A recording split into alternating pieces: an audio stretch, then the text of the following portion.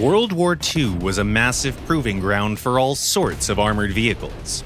In any theater of operations, the sky was ablaze with fire of countless tanks and artillery units. During that time, SPGs like the Soviet Su-152 or the German StuG earned their way into the pantheon of military history. And today we're going to talk about the best post-war SPGs available in War Thunder: the French Foch, the Soviet Su-122-54, and other interesting vehicles. Let's start it off with the German Cannonade Panzer IV, a tank destroyer built by the engineers of Cannonade and Henschel. This SPG was designed specifically to counter Soviet tanks, and it shows. Its heat rounds pose a serious threat to early MBTs. Furthermore, the vehicle boasts excellent mobility, allowing it to disengage at will, move between positions at breakneck speed, and set ambushes.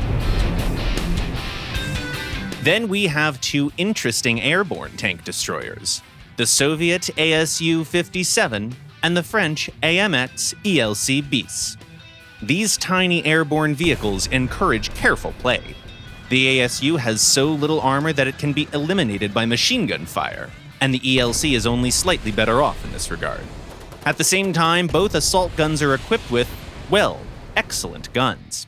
The 57mm cannon of the ASU is very effective at long range, and the heat ammo of the ELC can pierce even the defenses of the Tiger II.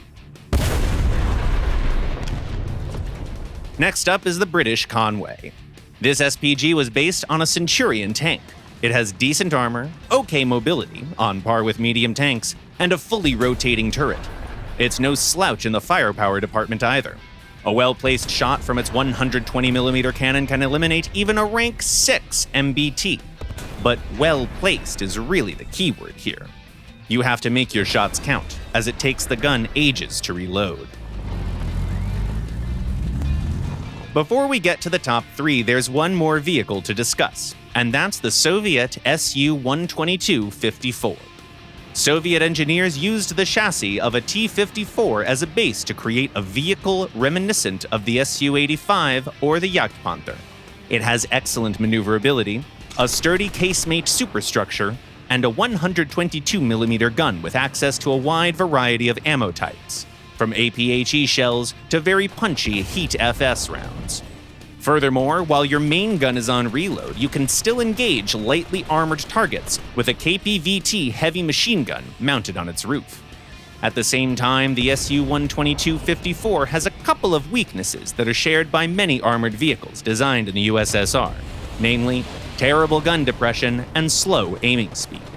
Also, the armor of this tank destroyer is only effective in two scenarios: when there's considerable distance between you and the attacker, or when they have a gun typically found at lower ranks.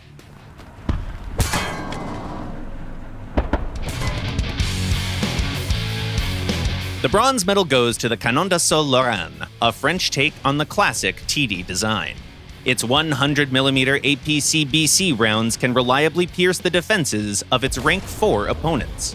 But the main selling point of the vehicle is its amazing mobility.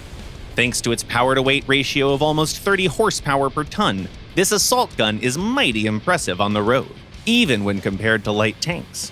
If you're using the Lorraine, it's pretty easy to be the first to get to all the best spots and claim the right of the first shot.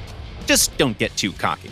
As with many other French armored vehicles, this SPG doesn't have much armor. The silver goes to the Soviet Object 268.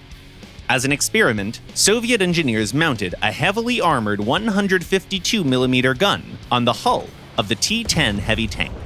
The result is a monster of a vehicle that can destroy any heavy tank with a single shot without any fear of retaliation. It's mobile, well-armed, and well-armored. All in all, the Object 268 is one of the best, most versatile SPGs among all post-war designs. Our only gripe with it is that it takes more than 15 seconds to reload its gun, which means that you have to pick your targets rather carefully. But that's hardly a problem, all things considered. Finally, the undisputed champion of this class is a French SPG called the Foch. It's fast, and it can take and dish out punishment. Mobility-wise, the vehicle is on par with early MBTs, but that didn't come at the expense of survivability.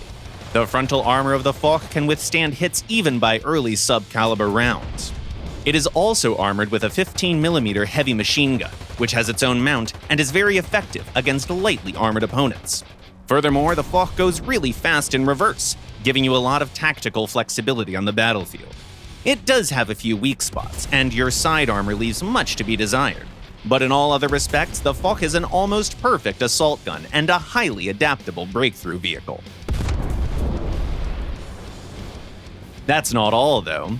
There are a few other SPGs that we'd like to mention that didn't make it to our list. The 1963 version of the Swedish Pansarvärnskanonewagen M43 can be very effective if you know how to use terrain to your advantage. The British FV4005 is capable of vaporizing enemy vehicles with its extremely powerful shells. The French ARL-44 is a bit of a hybrid between an SPG and a heavy tank, as it has a fully rotating turret and sturdy armor. And finally, there's the Su-100P, a Soviet take on the Waffentrager formula, an excellent gun on a lightly armored chassis. In real life, many post-war SPGs were never accepted into service or used in actual combat. As early as the start of the 1950s, the Korean War proved that warfare had changed once again.